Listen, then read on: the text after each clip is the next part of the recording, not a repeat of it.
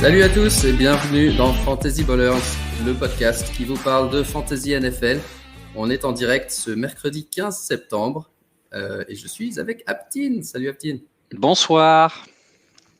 Après cette week 1 de NFL, après toute la hype de pré-saison, on a vu du football compétitif. Enfin, certains l'ont vu, moi j'ai pas vu grand-chose parce que j'avoue que j'étais en Grèce en vacances. Donc toi, tu t'es hypé pendant les 3 mois avant où il n'y avait que de off-season, où il a fait il a fait 3 catchs d'affilée, c'est super. Moi, je pense que je vais le move dans mon ranking. Et tout. Horrible. Week 1, un mariage en Grèce, complètement déconnecté. J'ai essayé de vaguement regarder les scores, on a même couché, mais j'ai pas vu une minute, donc je vais beaucoup compter sur Aptine dans cet épisode pour les analyses. On n'est pas dans la merde. Et on va parler un petit peu des news, des blessés. On va parler de week 1, de tous les matchs qu'il y a eu la semaine, donc dimanche dernier. Et enfin, on regardera un petit peu week 2, ce qu'on va faire. On va pas faire le waiver cette semaine puisqu'il est déjà passé. Normalement, à partir de la semaine prochaine, on fera l'épisode, le live le mardi soir, dans la mesure du possible. Comme ça, on pourra parler un petit peu du waiver et de... Mais pas trop non plus. Pas trop parce qu'on s'est fait reprendre. Ouais. On s'est un peu fait crier dessus sur Twitter, donc on fera pas de waiver du coup. On vous a demandé de pas trop donner de conseils parce que c'était trop facile apparemment. Moi, j'ai pensé que c'était le but de l'émission, mais on verra. On verra. Donc voilà, on va démarrer avec les news de la semaine, les blessures. On va faire ça rapidement. Heureusement, il n'y a pas eu trop de blessures cette semaine. Quelques-unes quand même à noter. Dans le match de jeudi, Michael Gallup est sorti avec une blessure au mollet et il sera out 3 à 5 semaines. Il a été placé sur Injured Reserve. Ensuite, dans les matchs de dimanche, je ne sais pas dans quel ordre parce qu'encore une fois, je ne regardais pas, mais le receveur Jerry Jeudy s'est fait une entorse à la cheville. Les dernières infos, ça parle de 4 à 6 semaines. Donc, c'est une grosse entorse, high level. Ouais. Grosse entorse à la cheville droite, 4 à 6 semaines. Donc, on pense à Tim Patrick et à KJ Hamler, peut-être pour prendre leur envol pendant cette période-là. Ah non, à Fant aussi, ouais.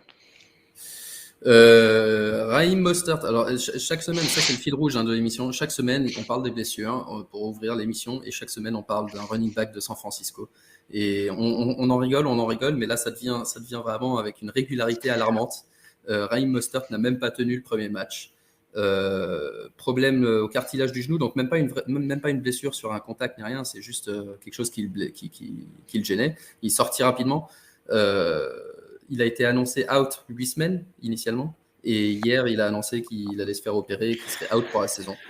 Bon, d'abord pour lui c'est pas ouf parce que c'est sa dernière année de contrat, si je dis pas de bêtises, il a 30 ans, donc son futur est un peu pas idéal. Ouais. Incertain pour le moins. Et niveau fantasy, on a toujours une armée de joueurs de San Francisco qui pourraient on nous dit arrêter de parler des Niners, mais les gars, c'est pas de notre faute. Ils se blessent à chaque match.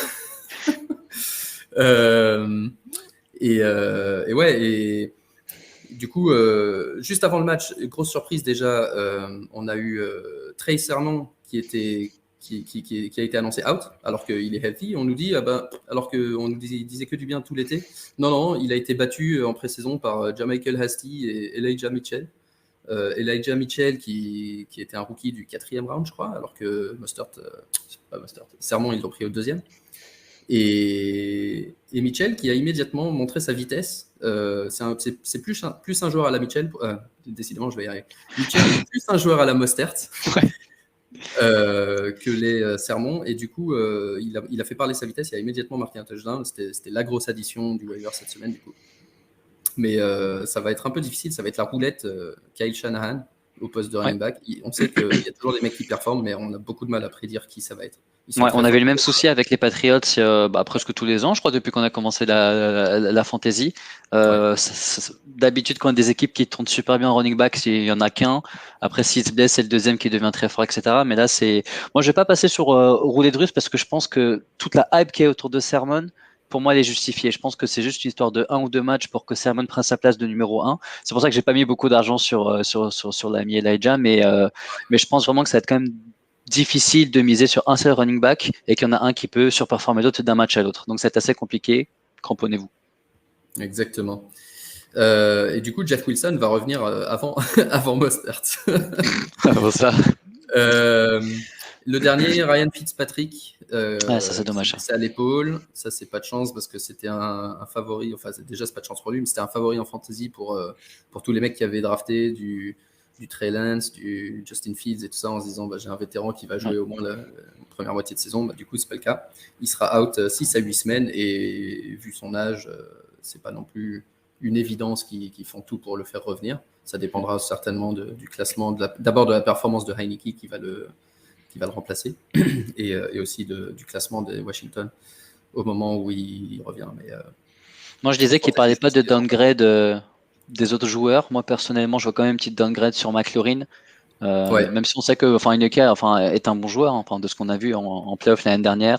Le match en question, ils n'arrivaient pas du tout à avancer avec Fitzpatrick, c'était mieux avec Heineke. Mais est-ce que ça sera assez pour vraiment faire briller un McLaurin qui était pris très haut dans toutes les drafts? C'était vraiment un gros nom de cette année.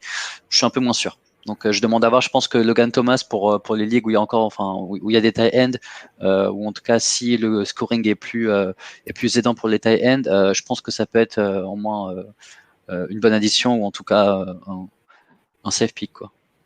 Exact. Et le dernier dont on parle avant de passer au match de Week 1, c'est Odell Beckham. Lui, il n'a pas joué, il a été annoncé out, il était incertain. Donc out pour Week 1, et out pour Week 2 aujourd'hui qui sera out pour Week 2 également. Ça a été confirmé. Ils disent qu'il y a confirmé, mais pas de rechute d'après ce qu'ils disent, en tout cas d'après la version officielle. Mais simplement, il a besoin de plus de temps pour revenir. En NBA, quand il y a un mec qui joue pas, on dit qu'il va se faire trader. Est-ce que ça peut être le cas? Écoute, c'est pas impossible. On en avait parlé, on avait dit que finalement, le Cleveland avait plutôt mieux joué sans lui qu'avec.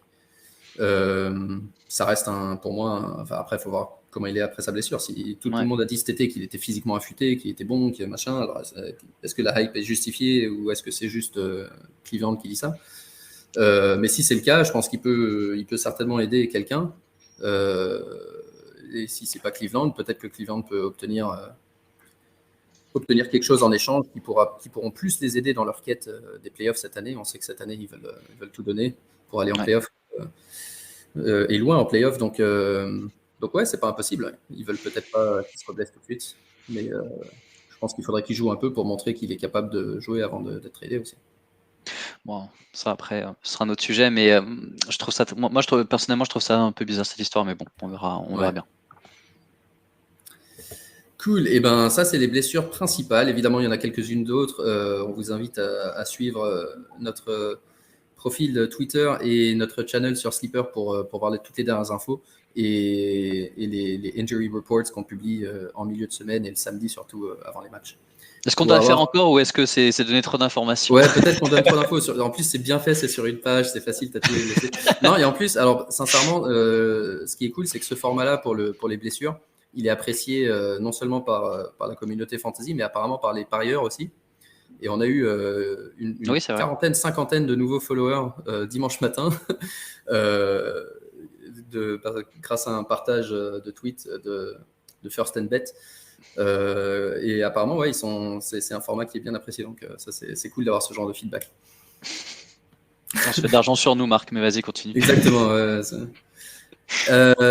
Donc, les matchs Week 1, ça a commencé jeudi avec un sensationnel Tampa Bay contre Dallas qui a failli me coûter mon pick Survivor le jeudi avant même le premier dimanche de NFL. J'avais mis Tampa qui a finalement gagné 31-29 grâce à un comeback de Tom Brady. Qu'est-ce que tu as pensé du match et des performances des uns et des autres? Alors déjà, ça fait un peu écho. On avait eu une grosse conversation audio qui avait été faite par Café Club Sport où il y avait beaucoup de personnes qui avaient join. Je crois que c'était Tampa Bay France qui était là aussi, qui a donné pas mal d'infos. Tout le monde avait misé sur une fessée. Déjà, ça, moi, je préfère le dire parce que à la fin, c'était pas vraiment une fessée, mais en tout cas, ce qui avait été un peu annoncé pendant le chat, c'était que Antonio Brown était le meilleur receveur de cette équipe, en tout cas pendant la off-season, et que là, le match qu'il a fait, elle l'a encore démontré. Moi, il y a beaucoup de personnes qui avaient des doutes sur l'apport de Mike Evans parce que l'année dernière, il marquait que sur des TD, donc il avait, on va dire, un score convenable en fin de saison avec les TD, mais en termes de vraiment d'usage, c'était un pari assez risqué. On l'a vu sur ce match. Tom Brady toujours présent, Gronk toujours présent. Je pense pas que c'était, surtout Gronk, je pense pas que c'est quelque chose qu'il peut faire toutes les semaines. Brady, c'est quelque chose, pour nous, c'est vraiment une assurance tout risque. Si c'est pas de la, comment on appelle ça? J'ai perdu le mot, la fantasy sur plusieurs saisons. Oui, redraft. Ouais. La non-dynastie. Ouais, voilà. Justement, si on parle de dynastie, Brady, c'est pas pique, mais c'est sur une seule saison. Brady, on sait que c'est vraiment un pick pour moi, c'était un des QB les plus undervalued, presque, en redraft. C'était souvent entre 10, ouais, c'est ça. Ouais. Pour moi, je l'avais dans le top 5. Mais bon, après, vraiment, là, les infos qui vont nous intéresser, c'est plus côté Dallas. On n'avait pas beaucoup de certitudes. Zeke avait passé une année catastrophique l'année dernière. Le premier match, ça va dans ce sens-là. Après, c'était très très dur de passer le premier et le deuxième rideau de Tampa Bay. C'est Tampa aussi. Mais le gameplay, ils ont une ligne. On sait que elle est ce qu'elle est. Il a beaucoup de défauts. J'ai l'impression que vraiment que Zeke de match en match, il commence à perdre le niveau qu'il avait, en tout cas le joueur qu'il était, ou l'impact qu'il pouvait avoir. On voit Pollard qui prend de plus en plus de reps, et si le gameplay ne change pas, je pense que Zeke, c'est déjà peut-être dur de le starter aujourd'hui. C'est quelqu'un qui partait, je crois, 5e ou 6e pick, on va dire, en moyenne. Là, il a fait quelque chose comme 5 points fantasy, une dizaine de carrés, vraiment pas plus. Et la question qu'on se posait, c'était, ok, Dak, on ne sait pas s'il peut envoyer la balle. Il a des problèmes d'épaule, tout le monde a regardé. Il a envoyé 60 ballons. Moi, j'ai regardé la deuxième mi-temps, je me suis réveillé, je me suis dit, oh allez, c'est bon, je vais regarder le match. Pas de game plan pour le sol. Bon, Dak Prescott peut envoyer, il veut faire briller les stars, les Amari Cooper, Gallup, et surtout le dernier, CD Lamb. Moi, je comprends pas le gameplay. Je pense que là, c'est vraiment un gameplay qui va être passé, qui va être sur la page. Je me pose beaucoup de questions sur Zeke, mais je suis content pour Dak. Ouais, effectivement, la question, ça va être de savoir est-ce que c'est Tampa Bay qui est la meilleure run defense de l'année dernière, reparti sur les mêmes bases, ou est-ce que ça va être le game plan, ça va être on sait que la défense de Dallas est mauvaise, donc ça va être du shootout toutes les semaines, 30 partout, machin, soit 55 passes pour Dak à chaque fois. Si c'est le cas, est-ce que c'est pas l'occasion d'essayer de trader Zeke rapidement contre un RB2 avant qu'il perde toute sa valeur?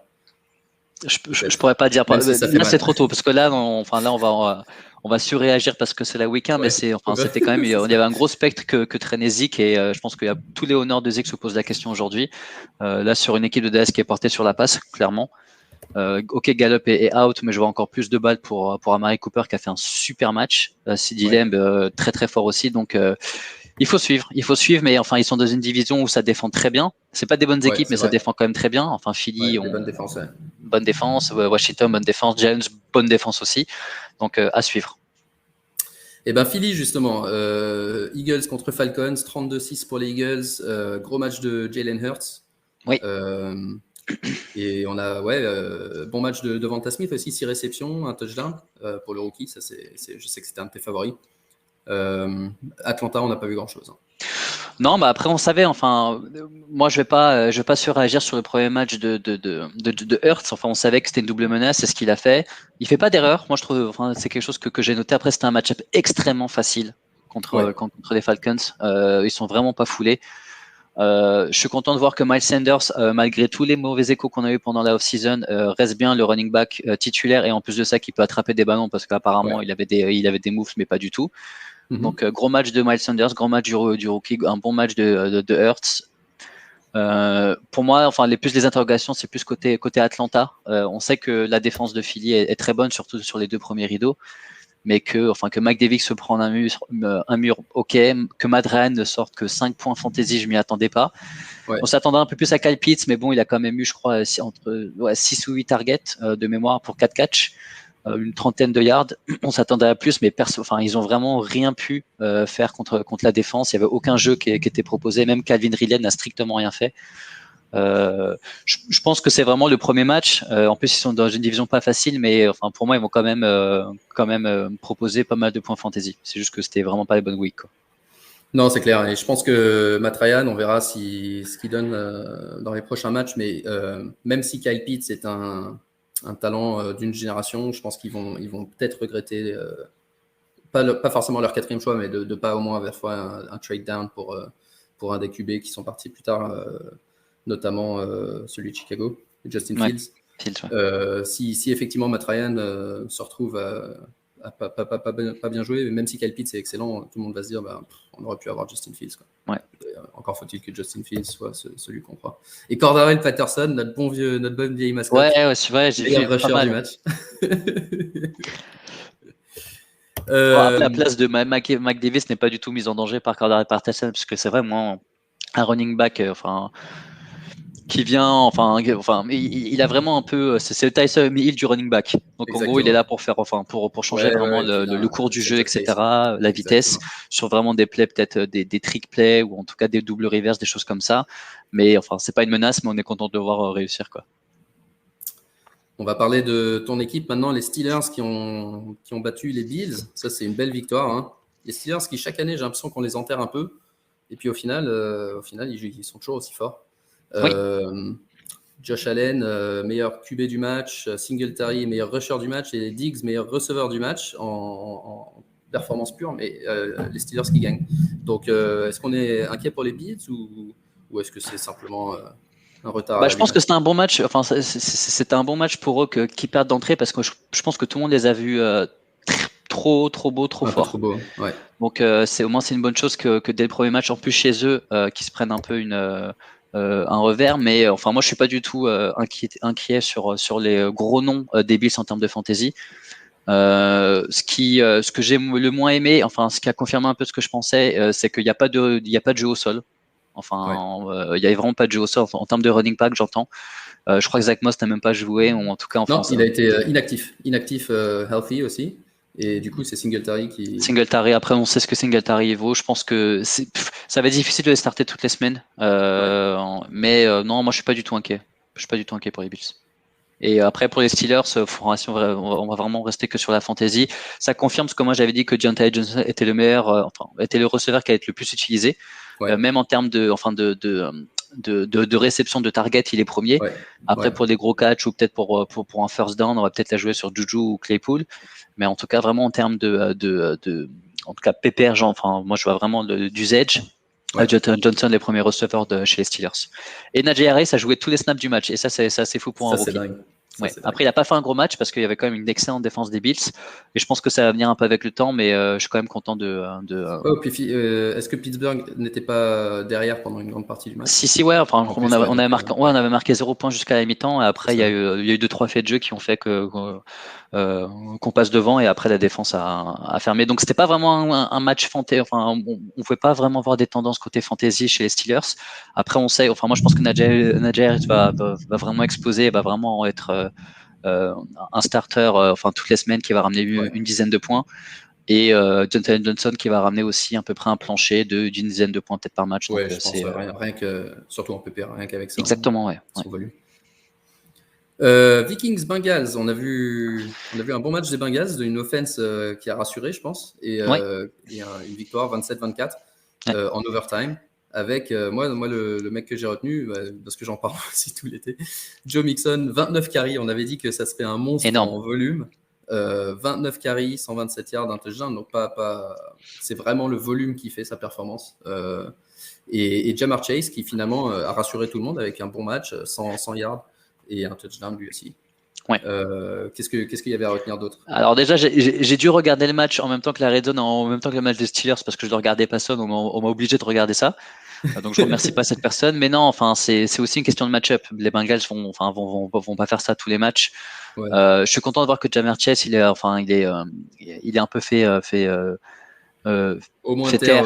On va être gentil, pour le moment, quoi. Voilà. Pour le moment, parce que ça restait un match-up quand même assez simple, mais on voyait qu'au final, que si l'offense marche, il y a tout le monde qui va scorer d'un point de vue fantasy.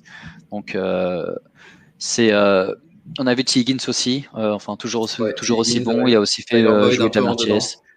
Tyler Boyd, ça sera vraiment un peu le troisième qui peut faire des gros scores comme il peut te ramener un 0. Donc à suivre, mais en tout cas, je suis content de voir que Joe Mixon a bien été utilisé. Et si c'est l'offense qu'on va voir toute l'année, Joe Mixon sera un des meilleurs running back fantasy. Et moi je l'avais dans ma bold prediction sur un podcast des Anglais, j'avais dit top 3, Joe Mixon. J'avoue que j'y croyais même pas moi-même, mais pour le moment, c'est le cas. deuxième meilleure perf de la semaine. Niners, Lions, on a parlé un petit peu des Niners tout à l'heure avec la blessure de Mostert. 41-33 pour les Niners contre une équipe des Lions qui aurait dû être beaucoup plus faible qu'elle ne l'a été, qui a marqué beaucoup de points en garbage time. Oui.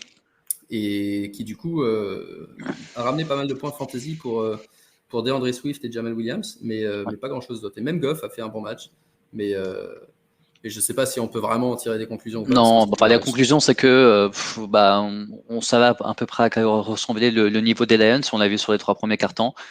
Je pense que les gros scores de fantasy qu'il y a eu, c'est juste le fait de jeu où SF a clairement laissé à la fin revenir. Je me faisais, à part peut-être la petite frayeur sur le fumble de Deebo Samuel, je crois, en fin de match. Mais sinon, match très facile d'SF. On a parlé déjà du cas de Mostert et du cas du running back. En termes de quarterback, ça va être très dur en tout cas, moi, je suis content de ne pas avoir Garoppolo dans une de mes équipes ou même en Superflex parce que le mec, il va sortir juste pour 1 yard et c'est ou une course de Lens ou une petite passe de Lens qui vont lui retirer des points. Après, l'offense, elle est incroyable, sincèrement incroyable. Être aussi fort sur les airs, dans les airs, au sol et avec deux quarterbacks, ça fait un peu un monstre à 2 têtes parce qu'ils peuvent arriver avec des plays différents. Ça va être extrêmement dur à défendre et même si chaque semaine il y a un running back qui tombe, ils vont rester forts, ils vont prendre un autre mec et voilà. Latavius Murray, ils vont faire une star ou qui tu veux. Mais non, en tout cas, très déçu juste peut-être d'Ayuk. C'était un mec très déçu qu'au final, il n'a pas eu le volume. Pas de target, je crois, ou pas de réception. Non, alors que tout le monde, il a été dans le. J'ai pas son snap percent, mais je sais qu'il a joué. Mais après, je crois qu'il traîne une petite blessure hamstring, c'est peut-être adducteur, une petite blessure. Bon, je pense pas que ça soit grave, mais pour toutes les personnes qui l'ont starté, dont moi, ça fait un peu mal. Ouais, exactement. Parce qu'on s'attendait. Mais sinon, non, je suis pas du tout inquiet. Et un gros match de Deebo Samuel, à part peut-être le fumble à la fin. Kittle toujours là, ça va être une grosse équipe. Ouais. En tout cas, sur les valeurs sûres d'SF, ça va être beaucoup de points de fantasy. Ouais, c'est ça, on nous confirme, il a fait 27 snaps. Et on a couru combien Il a fait combien de vraies courses Ça va être intéressant de voir. Ouais, exactement. Mais non, SF, grosse équipe. Ouais. Cardinals, alors juste avant le Cardinals, justement, SF, grosse équipe, et ça va être le truc pour ceux qui attendent Trey Lance désespérément. Tant qu'il gagne, il ne jouera pas plus que ça. Ouais. C'est ça, tant qu'il gagne et que ça marche, ils n'ont pas nécessairement envie de mettre Garoppolo de côté, sauf si effectivement Trey Lance montre qu'il est prêt, qu'il est exceptionnel dans son peu de temps de jeu. Mais là, pour le moment, ça a l'air de bien marcher de le mettre sur la goal line dans certains packages et tout ça, donc ça va être frustrant au poste de QB. Je pense juste qu'il se tape des barres sur sa dernière. Il dit voilà, tiens, vas-y, on fait ça et ça marche. Donc c'est parti. C'est clair. Cardinals, Titans. Alors ça, c'était intéressant parce que d'abord, Kyler Murray a fait un super match, mais quasiment sans courir. Il a fait 5 carries, 20 yards, un touchdown quand même, mais seulement 5 carries. Alors qu'on sait que l'année dernière, il était énorme parce qu'il courait beaucoup. Là, il finit QB1 de la semaine pratiquement sans courir. Et deuxièmement, les Titans, ça a été le naufrage. Pour le premier match sans Arthur Smith. Donc, Henry, alors on parlait tout à l'heure de Zeke. J'en sais que pendant l'intersaison, on parlait de Derrick Henry comme un autre candidat potentiel à la saison de trop. Ça ne veut pas dire qu'il sera nul, mais il est, tu vois, de l'autre côté de la colline, il commence à baisser. Ouais. Là, il y a 17 carries, 58 yards. Je crois qu'il a été stoppé sur la goal line, j'ai entendu. Et un total de 35, donc 78 yards pour les 2 receveurs, AJ Brown et Julio, qui étaient censés être le duo explosif. 78 yards à eux deux. Pas ouf. Pas ouf, non. Après, moi, c'est la défense qui a clairement fait match, la défense des Cards qui a dicté le ton du match. Tannehill s'est retrouvé dans une galère. Je pense que je l'ai jamais vu autant en galère depuis que je le regarde. Puisque tu dis ça, un truc intéressant, j'ai lu avec Arthur Smith depuis qu'il est devenu justement Tannehill, le mec. Le Tannehill de Patrick Mahomes. Alors j'ai plus le pourcentage en tête, mais en gros, il faisait énormément de play action. Et hier, dimanche, quasiment aucune. Et alors, est-ce que c'est ça, est-ce que c'est lié à sa performance ou pas? Mais c'est vrai qu'il avait l'air en galère. En fait, déjà, il avait tellement de pression qu'il pouvait même pas, on va dire, ajuster les passes qu'il faisait à Jay Brown ou Joe Jones. Je crois que Joe Jones, il se fait quand même shutdown 2 fois en red zone Ouais. par, j'ai oublié, je crois que c'est Byron Murphy, un bon DB qui avait été pris il y a 2 ou 3 ans. Enfin, Jones lui met quand même 2 têtes, donc il n'y a pas encore cette alchimie entre les deux, ça c'est sûr. Mais le fait que du coup ils ont couru derrière pendant tout le match et que Derrick Henry n'est pas un pass catcher, donc c'est pas quelqu'un qui va apporter beaucoup de vitesse, etc. ou des plays rapides, fait qu'il a pas eu un gros score. Je suis pas du tout inquiet pour Derrick Henry. Je suis pas inquiet pour l'offense de Titans en général, mais je pense que là les Cards ont vraiment frappé un grand coup quoi, en termes de pas fantasy. Je pense qu'ils ont vraiment tapé Pour un grand coup. la NFC West Hopkins aussi, hein. Hopkins a été extrêmement fort, Kirk Ouais. aussi. Ouais. Même Randall Moore, le rookie, on en avait déjà parlé, qui était vraiment pas mal. C'était pas des gros noms rookies, mais on disait quand même le drafter parce que c'était vraiment une très grosse offense. A aussi des catchs et des yards. Donc Et AJ Green targeté 6 fois. ouais, tout le monde, Tout le monde était là, il y avait à manger pour tout le monde. c'est clair. Donc ouais, enfin ça va être à Ça, suivre, c'est mais vraiment, ouais, c'est une enfin. bonne nouvelle. Ouais. Ouais, Ça va être super intéressant. nouvelle, mais bon, après, c'est quand même très dur de starter tous ces mecs. Donc, moi, C'est, à ouais, part bien sûr. Hopkins, je trouve Randall Sauf Moore, dans tu les peux pas ligues. encore le starter. AJ Green, tu peux pas encore le starter. Ouais. À suivre. Seahawks Colts, victoire des Seahawks 28-16, avec un match très efficace de Russell Wilson, 18 sur 23 pour 250 yards, 4 touchdowns. Et les usual suspects, comme on dit, Chris Exactement. Carson, hein, Ouais, Taylor genre, même pas Lockett. grand chose à dire sur ce match. J'ai l'impression que Ouais, tu mets. Ouais. je regardais les stats, je me disais côté Seattle, ça a l'air d'être vraiment le Le match type, ouais. business as usual. Ouais. Ouais, mais par contre, belle inoffensive. Là, ça fait un moment où on fait plus de blagues sur la inoffensive de Seattle. Là, ça l'a encore confirmé parce que franchement, les Colts, il y a des clients en face, hein. C'est vraiment l'une des meilleures défenses, enfin une des très grosses défenses de la NFL. Ouais. Mais enfin, on avait une équipe de Seattle tout en contrôle. Franchement, Wilson, enfin, je l'ai trouvé beaucoup. Enfin, moi l'année dernière, je m'étais posé 2-3 questions quand je regardais les matchs. Très très fort, Tyler Lockett très très fort et je crois que DK Metcalf n'a même pas fait un gros match, mais ils ont quand même dominé une grosse équipe des Colts. Donc, Exact. bonne augure pour la suite. Et les coachs, je suis Ouais. content d'avoir vu Vance jouer. C'est tout. D'avoir vu Wentz, ouais, c'est clair. Ouais. Bah, Wentz faisait des petites passes, hein, des petites passes courtes, pas de gros risques. Il a un fumble, 2 touchdowns. Moi, ce qui est intéressant, je vois que Nyheim Hines avait 34 snaps et Jonathan Taylor 42. Hines qui a été prolongé la semaine dernière, ouais, juste avant week 1, prolongé de 2 ans avec un contrat, un salaire assez intéressant. Je crois qu'il est presque dans le top 10 ou 15 des running backs les mieux payés. Donc, probablement un joueur dont, si jamais il n'est pas sur vos rosters, parce que c'est pas un nom sexy ou que c'est un RB2 derrière d'une équipe pas ouf en attaque, je pense que c'est quand même un mec qu'il faut avoir dans un roster. Surtout en PPR. C'est une machine. Exactement, surtout en PPR. 6 sur 8 la semaine, là, week 1 en réception. Ouais. Et côté receveur, bah, on attendait beaucoup de Pittman, mais finalement, c'est Zach Pascal cette semaine qui a eu les 2 touchdowns, donc on verra ce que ça donne. Non, on verra suivre. Je pense faut pas oublier que Vance a été blessé presque toute l'off-season, entre Covid, blessure, etc. Donc je parlais d'alchimie tout à l'heure, je pense qu'il y a quelque chose qui doit se créer et ça prendra peut-être un peu de temps. Chargers Washington, victoire des Chargers 20-16. Ça, c'est le genre de match où personne n'a spécialement bien joué, et depuis que je suis la NFL de très près, c'est le genre de match que les Chargers perdaient à chaque fois et on se moquait d'eux sur un kick raté ou un truc. Finalement, là, ils l'ont gagné. Justin Herbert, convenable mais sans plus, avec 330 yards et un touchdown. Antonio Gibson, 20 carries, 90 yards. Keenan Allen, 9 réceptions, 100 yards, donc ça c'est pas mal. Qu'est-ce qui ressort de ce match-là? Mike Williams, on en avait parlé. Oui, Mike Williams. Et oui, on en avait parlé. Et pendant, je regardais aussi un moment le match pour voir justement ce qu'ils faisaient, parce que j'étais très intéressé par voir les deux équipes en fait, ce qu'elles avaient donné. Et Mike Williams a eu 12 targets. 12 targets. Hein. Il n'a pas été fou, c'est-à-dire qu'il y avait des balles qui pouvaient, que beaucoup de receveurs à catch, mais lui il a drop. Mais il fait quand même 8 réceptions, 82 yards, un TD. Et de toute façon, c'était un peu le mot qui avait été donné par l'équipe, par le staff et même par le QB. Que cette année, Mike Williams, on va pas parler de blessure, mais en tout cas, il fera partie du plan et on va lui donner beaucoup de ballons. Il apporte vraiment quelque chose de différent de Keenan Allen, qui est vraiment de la valeur sûre. Mais sûr, je pense qu'il apporte quelque chose et moi on en avait parlé que je serais pas étonné s'il finit devant Keenan Allen. Et ça je le maintiens parce que il est vraiment big play. Il a vraiment un gros corps, donc au final dans la red zone c'est plutôt ce genre de receveur qu'on va essayer d'aller chercher, etc. Et le fait qu'on lui envoie quand même 12 fois la balle, pour moi, là, on parle de pas surréagir pour week 1. Moi, j'avais surréagi déjà avant la week 1. Donc, je pense que Mike Williams, si à un moment il est encore dispo, parce qu'au final, il y a peut-être des personnes qui, par rapport à la tête de la ligue, ne l'ont pas pris.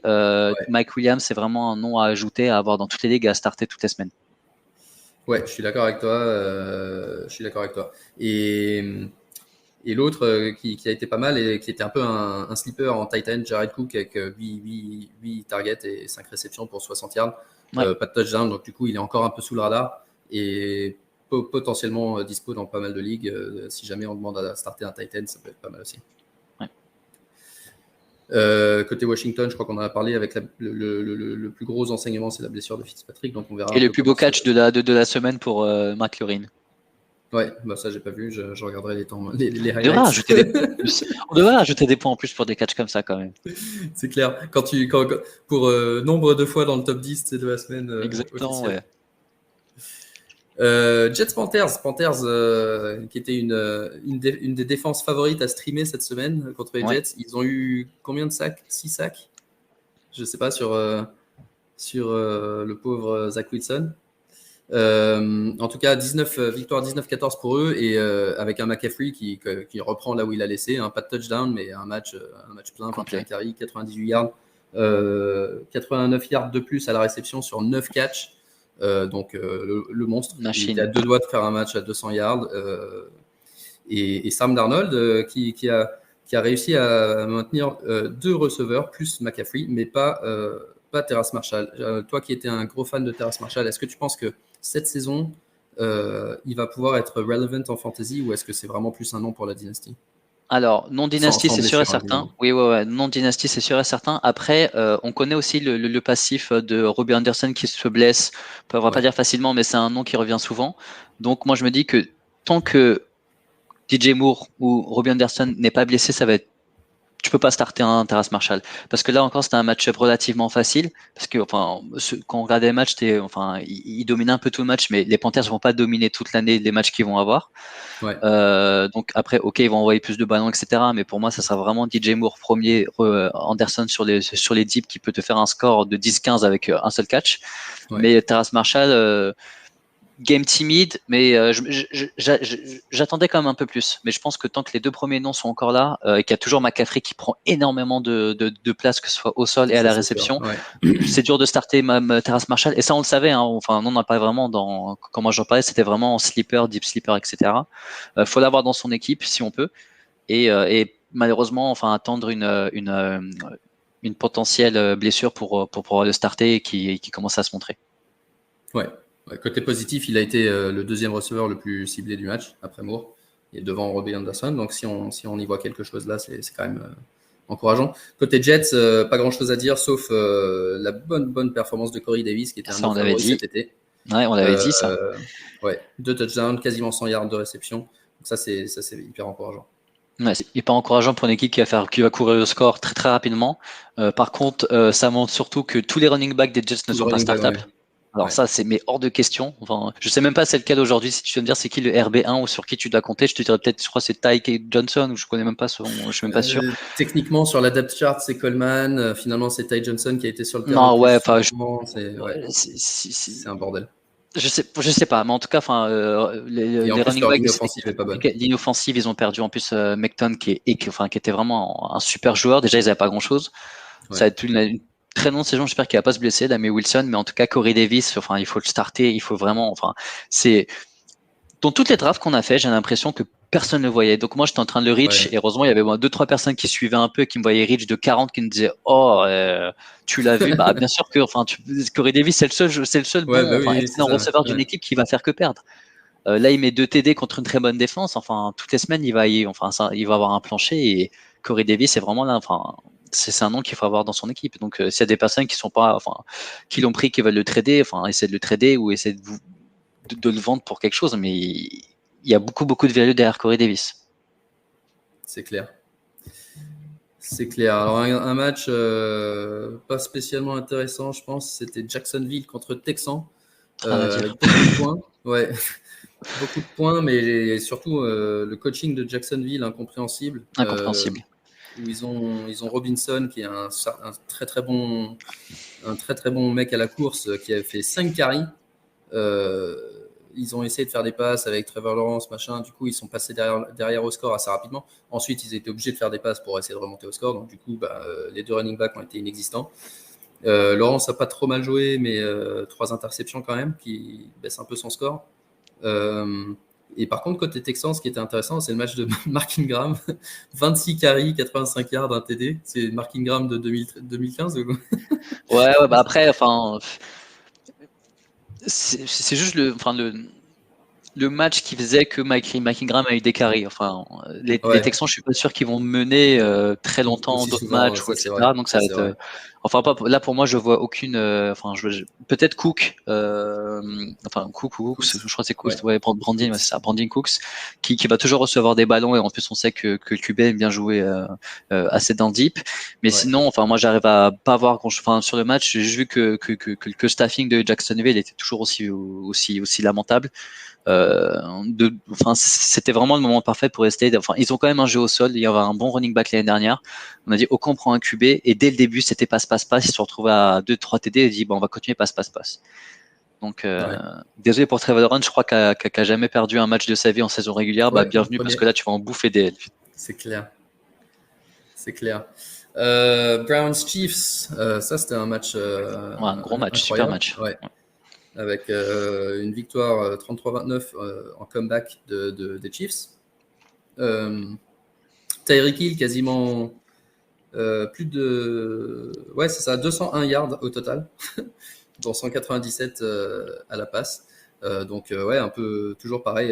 Moi, le seul truc que je retiens, parce que les autres, je vois que les performances sont celles qu'on attend. C'est Mecole Hardman qui finalement c'est habituel aussi, mais on sait qu'on espérait un deuxième receveur qui sorte un peu du lot entre Hardman, Robinson, Pringle.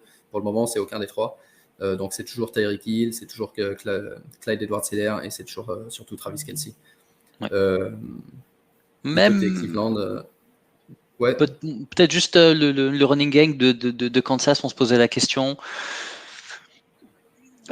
Enfin, je sais pas, moi, j'arrive pas à être à 200, enfin à 100%, on va dire derrière ce backfield et me dire ok, je pourrais starter LR toutes les semaines. Non, effectivement, parce que je pense que ça va être plus une question de. Et même Mahomes, il est tellement précis que même quand il mène au score, les mecs ils continuent à faire des passes parce qu'ils savent que c'est safe, quoi.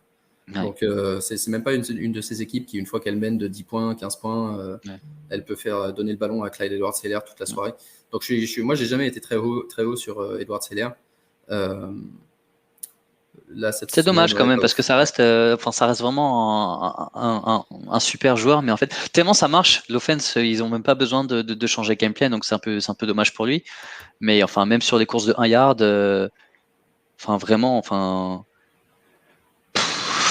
tu sais quand même un Kelce, il peut facilement lui donner la balle ou un Tyreek Hill. Comment ça pas intéressant? Non mais on plaisante. On est pour les Texans. Texans qui, on avait dit que c'était pas intéressant. On nous dit Nico Collins, bientôt le top receveur des Texans. Un bon choix en dynastie, je crois que je l'ai dans une de mes ligues. Du coup, Cleveland, c'est toujours les mêmes. Hein. C'est Chubb, c'est Hunt. Chubb, Hunt, un peu de Landry. Mayfield, toujours pas sûr. Il n'y a pas grand-chose qui a changé. Solide, sans être incroyable. Donc c'est les Cleveland qu'on a connus. Dolphins-Pats, ça s'est joué à 1 point, 17-16. Bon match de Mac Jones pour démarrer. Ouais. Bon match de Damien Harris aussi avec 100 yards mais un fumble. Et on sait que les running backs des Pats, quand ils font un fumble, ils se font. C'est Goulag. Heureusement, là, ils ont tous les deux fait un fumble. Alors, à moins que James White devienne le RB1, j'espère que Harris a une deuxième chance. Qu'est-ce que tu as pensé, toi, de Miami parce que je sais que t'aimais bien Waddle et tout. Hein. Non, mais en fait, j'ai l'impression que j'aime tous les rookies receveurs, à part peut-être Jamar Chase. Mais Waddle, très bon joueur. On l'a vu. Enfin, il a direct réussi à se connecter contre une très très bonne défense des Pats dès la week 1. a été bon aussi. Je l'ai pas trouvé. Enfin, Bon, j'ai sans regardé être une partie du transcendant, match quoi. et à chaque fois que je regardais, en fait, je trouve pas serein et j'arrive pas à être, enfin, quand même pas ce qui est complété. Je veux dire, ok, mais ça sera, c'est poussif. Je sais pas comment expliquer. Ouais, C'est pas, enfin, ouais, c'est ouais. pas Mahomes, mais bon, c'est quand même très poussif. Après, enfin, en fantasy, c'est quand même assez dur de voir beaucoup de joueurs qui sortent de ces deux équipes. J'ai envie de te dire. Ouais. Même en termes de quarterback, c'est quand même dur de starter et Tua et Mac Jones Ouais, ça c'est pour le juste pour moment. du super flex, hein. Ouais, et Waddle, enfin, même s'il a fait un super score, je pense pas qu'il puisse faire ce score-là toutes les semaines. Et j'espère qu'il peut trouver un petit plancher, surtout en PPR, parce que ça reste un joueur qui peut trouver les interzones et avoir pas mal de catch. Euh, à voir, mais en tout cas, en termes de fantasy, il y aura pas beaucoup de points avec ces deux équipes. Non, c'est clair. Et le backfield de Miami, on sait que. Enfin, moi, je disais que Gaskins était justement un candidat pour perdre son rôle de RB1 assez rapidement. Là, pour le moment, c'est toujours lui, mais 9 carries seulement. Après, il peut s'utiliser à la passe. 9 carries pour lui, 3 pour Ahmed et 5 pour Malcolm Brown, qui a rien fait avec. Mais moi, je garde quand même un œil sur Malcolm Brown pour juste son volume. Et je serais même pas surpris s'il prenait le Ouais. rôle à un moment, même en étant moins talentueux. Juste en étant le mec qui fait ce qu'on lui demande. Mais ouais, pour revenir sur Tua rapidement, je suis comme toi, il pas extrêmement transcendant. Et du coup, ça me surprend de moins en moins d'entendre les rumeurs sur Deshaun Watson, etc. Ouais. Je me dis peut-être que les mecs, ils savent ce qu'ils ont et ils sont pas super sûrs d'eux sur l'avenir. Et du coup, c'est pour ça qu'ils sont autant intéressés et que les rumeurs sont aussi persistantes. Bah pour l'instant, enfin pour moi, le coaching staff, il fait vraiment partie des bons coaching staff de la NFL chez Miami. L'année dernière, quand ils ont réussi à faire ce qu'ils avaient avec l'effectif qu'ils avaient, c'était quand même assez fou. Ouais. Euh, Tant qu'il est bien coaché et qu'il se mette pas à craquer comme un Jameis Winston des mauvais soirs, enfin pour moi, enfin tu vois, on parlait de Garoppolo la dernière fois, enfin pour moi c'est un peu le même. Tant qu'il y a pas de bêtises et que l'équipe gagne, ils n'ont pas de raison de le bencher. Moi, je comprends pas vraiment cette histoire, la rumeur d'aller chercher Deshaun Watson avec le lot d'emmerdes qu'il y a avec, que Ouais. Non, mais ça, c'est pour aller sûr. chercher Pas, un pas tout de Tua suite. Ouais, ouais. sur qui au final c'est que sa deuxième année. Il a passé en plus la moitié de la première saison derrière Fitzpatrick, donc il faut lui donner le temps. En plus, il gagne, donc rien à dire. Tu parlais de Jameis Winston des mauvais soirs. On a eu un Jameis Winston des bons Incroyable, soirs. incroyable les Green amis. Bay, Green Bay New Orleans, la grosse surprise pour moi de cette week 1. Winston, 5 touchdowns sur 20 passes et pas d'interception. Et surtout, ouais, de haut en bas, ils ont dominé Green Bay qui a été inexistant, hein. Rodgers Fantomatique. complètement fantomatique, 2 interceptions. Du coup, Aaron Jones, fantomatique également. Adams, lui aussi. Enfin, toute l'équipe de Green Bay qui n'a pas existé. Alors que et les Saints qui mettent 38 points malgré les absences de Michael Thomas et de Tre'Quan Smith. Donc ouais, j'ai pas vu le match, mais en tout cas à la lecture de la box score, j'étais vraiment surpris. Et peut-être le seul truc intéressant, c'est le RB2 des Saints, Jones, je connais pas son prénom, Tony Jones. Je connais pas son prénom alors que je l'ai dans 2 de mes ligues en plus. C'est honteux. Mais c'est parce que c'est Mais des dès que actifs, Jones, c'est des dès assets, que- c'est ouais, pas c'est des ça. humains pour toi. Ouais, je vois Jones, Jones Saint, je fais aller. Ouais, 11 carries pour 50 yards. Et on sait qu'ils ont pas hésité à dégager Latavius Murray qui sortait d'une super saison. Donc ouais, un nom à suivre de très près. D'abord avec l'upside Camara, mais même en standalone, il pourrait être utile pendant les bye week. Pas grand chose à ajouter. Je suis pas vraiment étonné enfin, je pensais pas qu'ils allaient prendre 38-3, mais le premier match comme ça, enfin, de saison régulière où on sait qu'enfin, pour toute la off-season que Aaron Rodgers a eu, je me dis, est-ce qu'il est venu Bah, pour c'est ça. boycotter et vraiment foutre la saison, Foutre le bordel. ouais, vraiment, mais vraiment, je me posais la question parce que tu sais, en plus, il a vraiment un body language qui dégoûte quand il veut pas jouer, mais et c'est assez horrible. Euh, je sais pas. Franchement, je sais pas, mais bon, après, enfin, il a cool un peu tout le monde. Je me dis, c'est peut-être le fait que Bakhtiari ne soit pas là qui le rende peut-être aussi peu sûr du côté que. Enfin, je crois que c'est son côté gauche, du coup. Ouais. Mais pour moi, enfin, c'est inexplicable. J'espère vraiment que ça sera pas toute la saison comme ça parce que, J'espère que c'est enfin, un ils ont quand one-off même parce l'une des meilleures que équipes. J'espère que c'est un one-off parce que dans la ligue Fantasy Ballers, j'ai tradé avant le début de la saison Jalen Hurts et, et Tyler Lockett, je crois, contre Rodgers et Darren Waller. Et pour le moment, Waller, il m'a fait plaisir, on en parlera tout à l'heure, mais là, j'ai pris une branlée avec Rodgers. Je pensais pas que ça serait possible. Donc, j'espère que c'est un one-off. Juste la question peut-être de Texan Lorrain qui dit que s'ils prennent Watson, c'est prétendant SB. Oui, Ouais, mais en après, qu'est-ce parlant qu'ils de vont Miami, lâcher? ouais. Qu'est-ce qu'ils vont lâcher en C'est retour? ça. Ouais. Parce que enfin, les Texans, enfin, c'est comme Philadelphie avec Ben Simmons qui vont demander 5 tours de premier tour à et prendre le contrat de 250 millions. C'est Là, ça, je ils doivent m'attends à quelque vendre un chose prix d'équivalent. monumental. On a déjà vu un Sachant que joueur contre Watson n'est 5. pas sûr de pouvoir Non, et en fait, c'est ça, c'est surtout ça. continuer à C'est jouer. en gros, est-ce Tant que tu qu'il veux n'y a pas prendre de un clarté. risque avec un vestiaire qui marche, une équipe qui tourne assez bien pour un mec qui, on ne sait pas vraiment ce qui va se passer et ils vont devoir lâcher beaucoup de joueurs de leur vestiaire et sûrement des bons joueurs. C'est ça. Ou alors des pics plus tard, etc. Broncos Giants, on peut passer à la suite. Non, Broncos Giants. D'après ce que j'ai vu, les Giants toujours aussi médiocres et les Broncos qui n'ont Nul, pas nul. spécialement pas spécialement eu à forcer leur talent. Qu'est-ce que j'ai même pas envie d'en parler. Qu'est-ce que t'as retenu toi des Giants, enfin Euh, de ce match en général? non, mais enfin, de la très grosse défense des Broncos, même si extrêmement jeune. Donc, enfin, en fin Ouais, de saison, ça sera sûrement l'une des meilleures. Mais, enfin, moi, c'est la blessure de Jerry Jeudy qui m'embête énormément parce que ouais, pour moi, c'était vraiment un des breakouts. Après, je pense ouais. qu'ils vont, C'est un gros setback. Il peut revenir en deuxième partie de saison et continuer à aider des équipes, mais mais ça va quand même être, enfin, même un ça va downgrade le pour toute ralentir. l'offense. Après, on a rapidement mentionné, on va pas passer tant dessus, mais tu as quand même des bons noms d'air. Tim Patrick, je crois. Tu as Ouais. KJ Hamler que moi que j'aimais bien déjà l'année dernière. Mhm. Noah Fant. Donc pour toutes les équipes enfin pour tous les joueurs qui avaient drafté Noah Fant pour qu'il expose cette année, bah là en tout cas sur la première saison, enfin sur les premiers matchs de cette saison, je pense qu'il peut apporter beaucoup. Ouais, clairement. Et intéressant à suivre aussi le split de backfield entre Melvin Gordon pas Jamal, Javonte Williams, le rookie, Ouais. qui en split 50-50. Un peu plus de carry pour Williams, qui en a eu 14 contre les 11 de Gordon, mais c'est Gordon qui a eu le touchdown. Ouais, mais il a eu un Euh, gros rush et enfin il mais a eu un très très exactement, gros rush. sur une action. Donc ça, c'est le genre de truc, typiquement, parce que justement, j'allais le dire. Moi, j'ai regardé, comme j'ai raté le truc, j'ai vu la box score, tiens, 11 carry, 100 yards, un touchdown. Je me suis dit, il a mieux joué. Alors qu'en réalité, il a eu une grosse action qui a enflé son score. Et c'est plutôt ceux qui ont Javonte Williams. Si jamais quelqu'un se dit, ah ben merde, non, c'est un rookie, il va pas jouer, tiens, Gordon est meilleur. Faites 2-3 offres pour Javonte Williams pendant qu'il est encore bas, parce que je pense qu'il Tâter va le vraiment terrain. être un. Tâter le terrain, ouais, exact. Tâter le terrain pour Javonte Williams. Je pense qu'il va être énorme en deuxième partie de saison. Du coup, ouais, Daniel Jones, toujours aussi un fumble pour Daniel Jones. Genre, il peut pas faire un match sans faire un fumble, ce mec. Et Barclay, 3 points. Fantasy. Incroyable. Donc Ça va être une longue saison.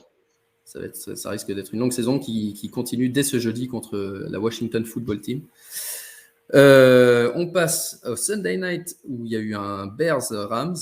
Ça, c'était intéressant parce qu'on voulait voir ce que donnait Matt Stafford et il n'a pas déçu. Pas déçu du tout. 20 sur 26 à la passe pour plus de 300 yards et 3 touchdowns. Et tout le monde a mangé, sauf peut-être Robert Woods qui a eu que 3 réceptions. Mais ouais, Van Jefferson, 80 yards, un touchdown. Cooper Kupp, 100 yards, un touchdown. Robert Woods, un touchdown aussi. Grosse activité de Tyler Higbee, ouais. Ouais, Tyler Higbee, correct aussi. 70 yards, 5 réceptions. Et Darrell Henderson dans le backfield qui, pour le moment, a tout le volume. Sonny Michel n'a eu qu'un carry, mais on sait que Sonny Michel est toujours en train d'apprendre le playbook. Donc, pas de panique là, mais en tout cas, bonne nouvelle pour ceux qui avaient Darrell Henderson pour remplacer Cam Akers. Et côté Bears, je vais te laisser te dire ce que tu en penses, mais j'ai entendu dire que Dalton était vraiment décevant et que donc il y a beaucoup de gens qui espèrent une annonce de Justin Fields dès week 2. Non, mais ça, on avait déjà parlé dans les épisodes. Ça sert à rien d'envoyer Dalton au front dans des matchs contre les Rams, qui sont sûrement une des top 3 meilleures défenses. Ouais. Il se fait détruire par Aaron Donald, ce qui est totalement normal. Donc c'est pas pour dire. C'était le but de justement pas mettre Justin Fields week 1 pour qu'il se fasse démonter pour son premier match. Non, je sais, mais au final, les personnes qui disent OK, maintenant il faut faire jouer Justin Fields, c'est où ils connaissent pas du tout le foot, c'est possible aussi. Ou c'est la famille de Justin Fields. Donc c'est comme c'est une des deux. Mais plus sérieusement, enfin pour moi c'était vraiment un match premier match de la saison. Montgomery a bien joué, c'est déjà ça contre une bonne équipe des Rams. QB, on verra pas grand chose pendant des semaines. On verra juste des flashs de Justin Fields qui va rentrer, qui va mettre un TD à la course parce qu'il est extrêmement rapide et qui apporte des choses bien différentes que Andy Dalton. Pour moi, Andy Dalton reste le quarterback titulaire jusqu'à au moins la week 6 ou 8 pour vraiment avoir une vue. S'ils sont négatifs et qu'ils sont déjà hors playoff, là tu peux starter Justin Fields, mais là c'est beaucoup trop tôt pour Fields. Et sachant pour moi, ils n'ont pas leur pick en plus, puisqu'ils l'ont donné à New York. Donc, ils n'ont pas leur pick l'année prochaine. Donc, ils n'ont aucune raison de. En plus. Et puis même pour toute l'offense des Bears, je pense que Andy Dalton, en termes de fantasy, est une meilleure option que celle de Justin Fields. J'entends, enfin pour tight end, Robinson, Moore. Je me dis en tout cas pour receveur tight end, tu préfères avoir un Dalton qui distribue intelligemment et bien que Justin Fields qui plus va courir, coup d'éclat et perdre des ballons malheureusement. Ouais. Et je suis fan de Justin Fields. Hein. C'est mon QB préféré de cette saison, donc je préfère quand même qu'on soit clair sur ce point. Et Robinson, targeté 11 fois, mais seulement 6 réceptions, 35 yards, shutdown par Jalen Ramsey ou pas? Même pas. Non, mais après c'est plus le game. Non, mais c'est gameplay. Il savait qu'il y avait vraiment un très gros. Donc ils lui ont collé Ramsey, ils lui ont collé peut-être un safety derrière. Ouais. Il a énorme pression de la ligne défensive, donc c'était sûr. Yes. Ok. Dernier match, un match de folie. Ouais. En overtime entre Baltimore et Las Vegas. Victoire de Las Vegas 2 fois. Ils ont gagné 2 fois, 33-27. La première, ça n'a pas compté. Il s'est arrêté sur la one yard. Ils ont essayé un QB sneak qui n'a pas marché, un rush qui n'a pas marché et une passe qui a été interceptée. Derrière Baltimore, fumble de Lamar Jackson et finalement victoire de Las Vegas. Pas sur un kick en plus. Ils font sortir le kicker, mais trop tard. Ils prennent une pénalité de 5 yards et finalement ils marquent sur un touchdown. Ouais. Donc drôle de match, mais au-delà de la fin, qu'est-ce qu'on a comme enseignement? Tyson Williams fait un bon match. Fait un bon match, un bon fit. Ouais, ça on le savait, dans le cas c'était un peu du plug and play et donc il est arrivé. Je crois que même Latavius Murray a mis un TD, peut-être je me trompe, je crois avoir vu sa grande TD pour Latavius Murray. Ouais. Donc non, mais on savait. Après, moi c'est plus peut-être sur le cas de Lamar Jackson. On l'avait plus QB sur ce match, plus prendre des décisions à la passe, envoyer des bons ballons. J'ai l'impression sur les highlights que j'avais vus, sur les throws qu'il avait fait, qu'ils étaient plus précis et mieux. Après, il a eu les fumbles et je pense que ça va être quelque chose, pas de récurrent, mais en tout cas, s'il se fait attaquer comme il s'est fait attaquer par une pas très grosse défense, je suis désolé, de Vegas, je me dis que ça peut être une longue saison. J'espère pas. Ouais. En tout cas, je suis content de voir que le traître de Villanova qui est parti de Pittsburgh au Ravens, c'est littéralement chié dessus sur la fin. Et c'est peut-être à cause de lui qui perd le match. Donc ça, c'est le petit plaisir. Ah, c'est lui qui a pas suivi. Ouais, mais je pense qu'en plus je crois que c'était même pas que sur ce play, mais en fait, il a vraiment été pas bon tout le match. Et là, ça se voit beaucoup plus quand c'est un peu le dernier play et qu'il paye pas à cause de ça. Donc, il y avait un mec qui faisait son footing à côté. Ouais, écoute, Lamar Jackson, je pense qu'il va avoir une super saison, peut-être un peu plus de value. Sammy Watkins a été pas mal dans ce rôle. Hein. Il avait besoin vraiment d'un receveur de possession. C'est ce qu'il apporte. Et c'est peut-être pour ça au final que je voyais un Jackson peut-être plus à l'aise, plus passeur. J'espère pour eux, parce que pour moi c'est vraiment une super équipe. J'espère pour eux qui vont sortir, enfin que ce soit pas très grave, mais qu'ils vont vite rebondir parce que faudrait que les blessures s'arrêtent. Ouais, mais même franchement avec l'effectif que tu as, le coaching que tu as, pour moi c'est pas un match que tu peux laisser passer. Non, je suis d'accord. Mais par contre, d'autre côté, peut-être juste une personne Darren Waller. Il va finir avec 500 targets la saison, lui. Il a eu 19 targets sur ce match. 19 targets sur ce match. Je crois, d'ailleurs, le match, pour les personnes qui suivent la fantasy que Marc et moi on fait au niveau international, on perd juste à cause de Darren Waller. Ouais, on s'est dit, maintenant ça va, il va pas mettre 15 points. C'est pas mal 15 points, il nous a détruits. Ouais, c'est clair, il nous a démonté.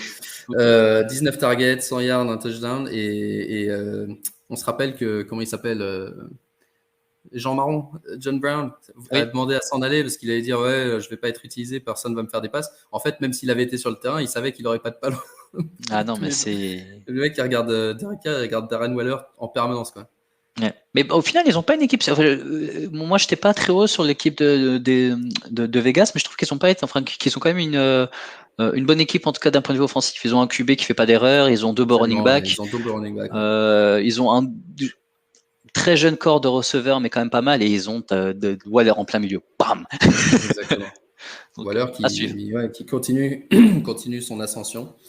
Mais où va-t-il s'arrêter, Marc? Où va-t-il Où va-t-il s'arrêter? s'arrêter? J'espère qu'il va pas s'arrêter trop tôt parce que c'est Moi, aujourd'hui, j'ai joueur. Kittle et un mec qui va me proposer Waller, je lui donne direct. Tu prends Waller? Ah là, oui, Ah large. ouais, mais Pour moi Kittle, ouais. j'avais déjà Waller en Titan 2 sur la draft. Et d'ailleurs, je l'ai dans pas mal de ligues. Alors, souvent, j'essaie de prendre mon Titan à la fin. Dans les quelques ligues où je me suis dit, je vais essayer de prendre un gros Titan, j'ai souvent eu Waller début du troisième round ou fin du deuxième, Ouais. une fois que Kelsey avait été pris. Parce que justement, on sait que c'est un avantage énorme dans les ligues où tu dois starter un Titan. Énorme. Donc voilà le tour pour Week 1. Du coup, si on regarde un petit peu ce qui va se passer cette semaine. Juste un À point, moins que désolé. Vas-y, Je viens de réfléchir à un joueur parce qu'on parlait de tight end à gros volume. Hawkinson de Détroit, qui sera sûrement le meilleur joueur offensif fantasy des Lions cette année.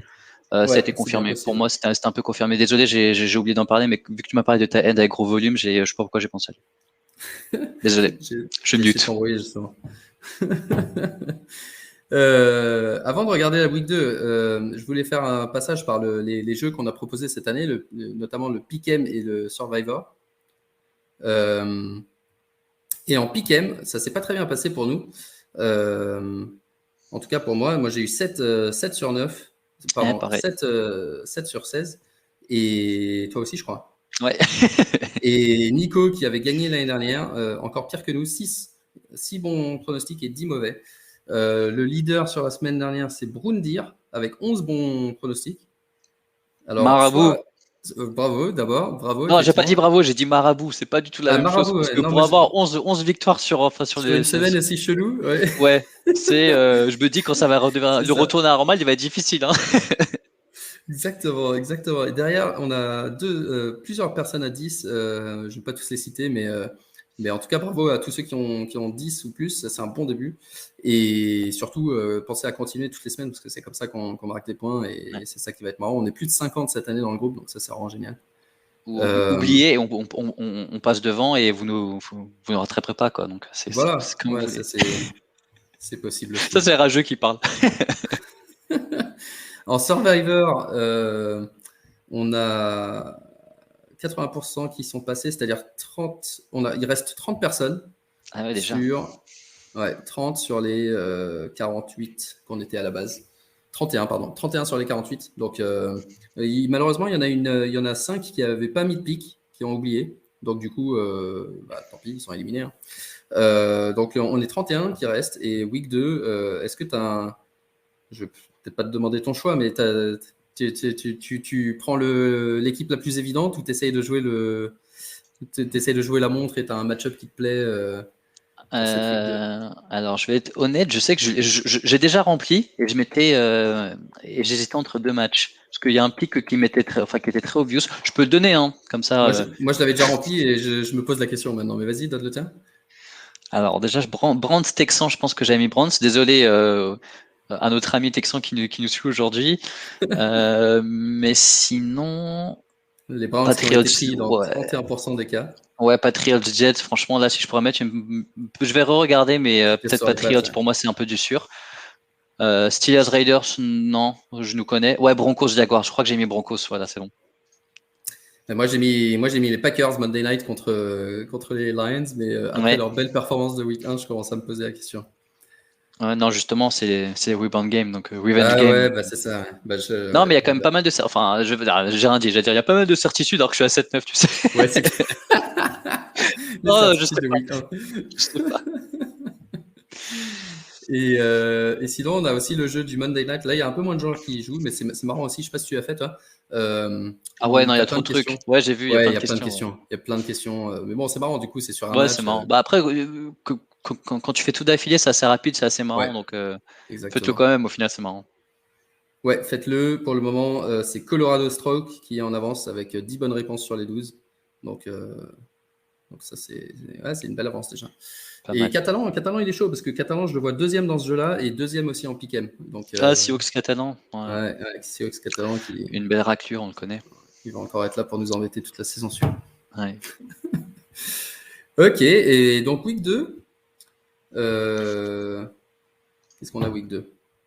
Est-ce que il y a quelqu'un, tu attends de voir une confirmation, tu as quelqu'un que tu te vois? Confirmation des Rams contre les Colts, Ouais, même si, enfin, hors fantasy, pour moi, les Rams, ils font vraiment partie des favoris. Vraiment, vraiment, vraiment. Peut-être des 3-4 favoris pour gagner. Enfin, pour moi, je les vois même peut-être un peu plus forts que les Bucks. Je sais pas pourquoi, je pourrais pas l'expliquer. Bon, il y a Stafford et il y a une super défense. On sait que c'est plus la défense qui fait gagner. ouais, Mais ouais, enfin, Rams Colts, je vais suivre ça. Je pense que SF Eagles va être un bon match parce que les Eagles, c'est typiquement les équipes que tu veux pas voir jouer, qui défendent ouais. très dur, qui courent quand même pas mal. Et là, je pense qu'avec Hurts et Devonta Smith, ça peut être quand même plus équilibré qu'on le pense. Mais pour moi, SF, ils sont quand même au-dessus. Ça peut être intéressant à voir. Peut-être ils vont encore sortir un nouveau running back que personne ne connaît. Aptin, Aptin, vas-y, start. Ah, je vais faire 50 yards. Exactement. Prenez-le sur le waiver. Non, après les Steelers, Raiders, je pense qu'on a un bel avantage. En plus, c'est chez nous. Moi, Juste j'ai un crois, match-up juste crois. que je trouve alléchant. Alors, justement, Houston, qui est une des pires défenses contre le run l'année dernière, et c'est pour ça que je comprends d'autant moins le gameplay de Jacksonville. Cette semaine, ils ont les Browns. Donc, pour moi, Nick Chubb risque de finir dans le top 2 des running backs cette saison et cette semaine. Et celui qui va jouer Nick Chubb cette semaine, il va être en galère. Il va Ah, je sais s'énerver. pas. Moi, je me dis, c'est typiquement le genre de match où ils vont prendre peut-être une avance assez considérable rapidement, que Hunt va faire toute la deuxième mi-temps. C'est pas impossible non plus. Ouais. Donc, on sait pas trop. Mais bon, je dis pas ça parce qu'au final, on est suivi par des Texans et ça, je le savais pas. Mais au final, enfin, moi, j'avais donné Jacksonville vainqueur, beaucoup de hype, etc. Et en fait, les Texans sont arrivés avec un vrai game plan, des Ouais. joueurs qui savent ce qu'ils font. Ils ont des running backs qui savent exactement ce qu'ils font. Ça fait des années qu'ils le font. Ils ont Tyrod Taylor, j'ai oublié. Ouais. Oui, Tyrod Taylor. Euh, Et il est très bon, hein, Tyrod Taylor. Ouais, Moi l'année dernière, quand tu lui donnes, bah, typiquement comme les Garoppolo, comme les, tu vois, enfin, il sait ouais, ce qu'il doit faire, il perd pas beaucoup de ballons, il peut courir, ouais. il court très bien. Mais j'avoue, je peux pas parler de la défense parce que je la connais pas trop, mais j'ai pas l'impression que ce soit un point fort, mais en tout cas, il y a au moins un semblant d'équipe, donc je me dis contre les équipes assez faibles, les Jets, etc., enfin, ça sera au moins des beaux match-up, alors que je voyais vraiment les Texans, même en dessous que des Jaguars, donc, à voir. Après, je pense que là, enfin, les Browns, ils sont quand même très forts. Hein. Là, le match qu'ils perdent, je suis pas sûr qu'ils le perdent. Enfin, pour moi, sur 10 matchs, Non, c'est clair. c'était coup d'éclat sur coup d'éclat. Bon, un peu comme d'habitude. J'ai l'impression de les Kansas, c'est une autre histoire, mais le gameplay était parfait, quoi. Yes, effectivement. Et Kansas City, Baltimore, dimanche soir, Ouais, qui ouais, en termes de NFL et de fantasy peut être un match super intéressant. ouais. Moi, ça peut être un shootout, hein, parce que la défense Ça de pourrait, hein. Kansas, pas folle Pas du ouf. tout. Non. Ouais, il y a un peu il y a un peu des trous partout. Les Ravens, enfin, je vais demander à voir parce que là, c'était un peu vraiment peut-être le match un peu foufou qui part un peu dans tous les sens, etc. Mais à suivre après, enfin, j'ai vraiment du mal à voir l'équipe que j'ai vue des Ravens battre celle de Kansas. Non, c'est clair. C'est clair, mais ça peut être intéressant quand même. Moi, on nous veut des Surtout au points. niveau passe. Nous, on veut que des points fantasy. De la bagarre et des points. C'est ça, des assets. Moi, je regarde juste les chiffres. Des Mec, assets. c'est Oh, bien, la ligne 22 m'a donné 27 points aujourd'hui. le joueur numéro 24-92. Ouais. Ok, et ben, je crois qu'on a fait le tour. Hein. On a fait le tour Ouais. pour cette semaine. Euh, Au programme, on a un start site qu'on poste sur les réseaux jeudi. On a ensuite le injury On le fait report. ou pas du coup le start sit parce que si c'est encore pour faire se faire crier dessus, se faire engueuler, moi je suis pas Ouais, chaud. Hein. non, ouais, on fait monter le prix des uns et des autres. Ouais, non, on va faire start it, on va faire le injury report samedi. Et puis tout au long de la semaine, hein, dès qu'il y a des news, des trucs qui se passent, on en parle. Et demain, les power rankings updatés de nos ligues Fantasy Ballers. Ah ouais, ça c'est bien ça. Euh, et malheureusement, il y a tellement de ligues cette année, je suis obligé de reconnaître. Avant, j'avais un système assez complexe où je regardais le classement, le nombre de points marqués, machin. Là, Là tu cette année, mets je le pourrais nom pas. le plus stylé, tu lui donnes la première Et place. voilà, donc c'est juste totalement objectif, c'est à la tête du client. Vu que je ne reconnais pas les trois quarts, c'est encore plus drôle. Et je regarde, ouais, du coup, je fais ça un peu. de manière objective, mais ça regarde surtout la qualité de l'effectif, pas trop le classement. Ouais, Donc ne vous offusquez pas si vous avez gagné votre premier match et que vous êtes loin derrière au power ranking ou vice-versa. Je regarde ce que je pense par rapport au futur. Et c'est pas la seule bonne réponse, croyez-moi. Ouais, c'est sûr. Donc c'est plus pour rigoler qu'autre chose. Eh ben cool. Eh ben je vous souhaite une bonne semaine. À partir de la semaine prochaine, je serai de retour à Londres et on pourra faire ça un peu plus sérieusement. N'oubliez pas le dimanche aussi. Ouais, je me suis donné aujourd'hui, comment ça, Merci, sérieusement? merci Aptil. Non, Je mais vais pour boire moi, un litre d'eau dès que j'ai fini. j'aurais au moins regardé un petit peu de NFL le dimanche soir. Justement, en parlant du dimanche soir, ouais, n'oubliez pas, on a aussi on fait un topic sur Sleeper, sur notre channel, pour tous ceux qui veulent partager et tout. La semaine dernière, c'était cool. En début de soirée, il y avait pas mal de gens qui discutaient justement des blessures, Mustard, tout ça. Donc, n'hésitez pas à rejoindre. Hein, et puis voilà, à commenter, à nous dire ce que vous voulez entendre, pas entendre. Sauf si c'est pour nous dire de ne pas faire le waiver, ça c'est. Non, mais en tout cas, j'espère que vous êtes vraiment content que ça a repris parce que moi j'étais Ouais, comme un fou. Moi dimanche soir j'étais vraiment comme un fou, même des catchs de mecs que je connaissais pas, j'étais oh c'est génial. Donc franchement je suis super content et j'espère que ça va continuer comme ça. Après est-ce que si Stiers avait perdu, peut-être je serais non bah, ça a repris, c'est sympa, machin. Mais non, j'espère que vous kiffez aussi et que pour l'instant ça vous plaît. Les victoires viennent après. Exactement. Et ben sur ces belles paroles philosophiques, on vous souhaite une excellente semaine et on vous dit à ce week-end et bonne semaine de NFL. Bonne semaine. Ciao. On est dispo, posez les questions. Salut. Yes, ciao.